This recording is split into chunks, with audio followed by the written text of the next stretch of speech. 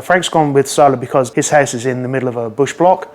Because it's in the middle of the bush block, it's going to cost, I don't know, unquoted thousands to get power to that. The cost of a solar system, I think that was about 40,000 there or thereabouts, cheaper than putting grid power in. The size of the system, again, it's sized to be able to run a modern house. Obviously the solar, we've gone east and west so we get the maximum capacity into the system that we're using. The customer's gone energy efficient appliances. They've still got an electric oven. I think they've still got split systems and what have you they're going to be running off it. You have to take each customer individually. It's not a general hard and fast rule.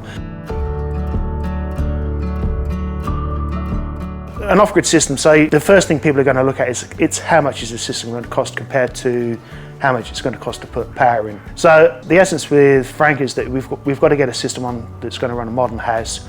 We needed to give him something that, for the longevity of the system, is going to give him the power over a reasonable time frame. The system's oversized, so that it's always going to be running at the maximum capacity over the 25-year manufacturer's warranty of it.